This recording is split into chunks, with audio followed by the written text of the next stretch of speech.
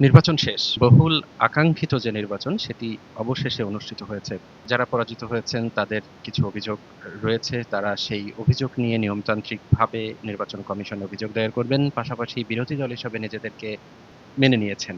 একইভাবে যারা বিজয়ী হয়েছেন, বিএনপি যে সংখ্যাগরিষ্ঠতা পেয়েছে, তারা সরকার গঠনের দ্বারপ্রান্তে এবং সেই প্রক্রিয়া তারাও শুরু করেছেন। আগামী যে সরকার আসতে যাচ্ছে খুব সন্নিকটে হয়তো ১-২ দিনের ভিতরে সরকার গঠনের প্রক্রিয়া শেষ হবে, মন্ত্রণালয় বন্টন হবে, নতুন, নতুন মন্ত্রীকে আমরা দেখতে পাবো। আগামী যে সরকার আসছে সেই সরকারের সামনে বেশ কিছু চ্যালেঞ্জ রয়েছে। তার ভিতরে আমরা যদি মন্ত্রণালয় ভিত্তিক একটু বিশ্লেষণ করি সেক্ষেত্রে প্রধান এবং ১ম চ্যালেঞ্জে পড়তে যাচ্ছে অর্থ মন্ত্রণালয়।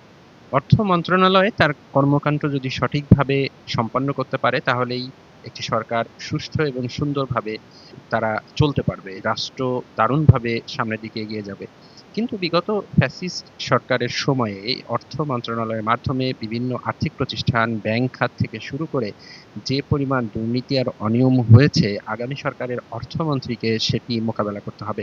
প্রথমেই তাকে বাংলাদেশের মানুষের কাছে এদেশের ব্যাংক ব্যবস্থার যে আস্থাহীনতা তৈরি হয়েছে সেটি ফিরিয়ে আনতে হবে। পাশাপাশি যে আর্থিক সংস্কারগুলো জরুরি সেই সংস্কারগুলো অতি দ্রুত করতে হবে। কিন্তু দুঃখের বিষয় হচ্ছে যেকোনো ধরনের আর্থিক সংস্কার তার রিফ্লেকশন মাঠে পড়তে বেশ কিছুদিন সময় লাগে।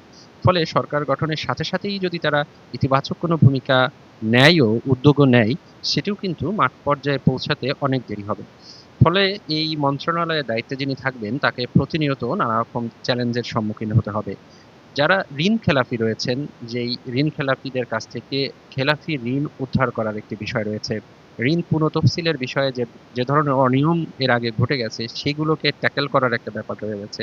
পাশাপাশি ব্যাংক ব্যবস্থাকে যদি সচল না করা যায়, সচল বলছি এই অর্থে বাংলাদেশে এখন ব্যাংক ব্যবস্থার প্রায়ই অচল বলা চলে। অর্থাৎ মানুষের আস্থার জায়গা খুব হাতে গোনা ২-১ টি ব্যাংকের বাইরে কিন্তু নেই। ফলে সাধারণ মানুষ যদি আস্থা না পায় তাহলে কিন্তু ব্যাংকিং চ্যানেলে লেনদেন বাড়বে না এবং ব্যাংক থেকে কিন্তু সঠিকভাবে বিনিয়োগ যাবে না। ফলে যদি বিনিয়োগ বা ঋণ যদি সঠিকভাবে বিস্তার ঘটানো না যায় তাহলে কিন্তু নতুন ইনভেস্টমেন্ট আসাটা কঠিন হবে। বৈদেশিক বিনিয়োগ আসাটা কঠিন হবে। ফলে আগামী সরকারের প্রধান এবং ১ম চ্যালেঞ্জের সম্মুখীন হবেন অর্থ মন্ত্রণালয় নিয়ে এবং এই মন্ত্রণালয়ের মন্ত্রী যিনি হবেন তাকে প্রতিনিয়ত সংবাদ মাধ্যমে জবাবদিহি করতে হবে আশা করি। যদি সেইরকম একটি জবাবদিহিমূলক সরকার গঠন করা যায়।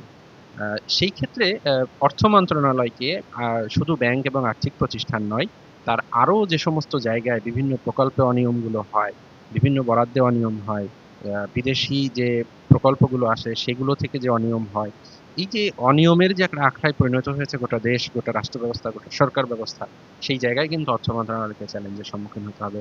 কারণ খুব দ্রুত যদি এই মন্ত্রণালয় ঘুরে দাঁড়াতে চায় সেক্ষেত্রে আমলাতন্ত্রে যারা এই দুর্নীতিবাজ রয়ে গেছেন, পুরনো এস্টাবলিশমেন্ট রয়ে গেছে তাদের রোষানলে পড়তে হবে। আবার যদি দ্রুত এই অর্থ মন্ত্রণালয়কে স্বচ্ছতার ভেতর, জবাবদিহিতার ভেতর না আনা যায়, সেক্ষেত্রে কিন্তু আ মূল্যস্ফীতি কমবে না, দ্রব্যমূল্য কমবে না বরঞ্চ আরো বেড়ে যাবে। ফলশ্রুতিতে সাধারণ মানুষ কিন্তু আবার বিক্ষুব্ধ হয়ে উঠবে।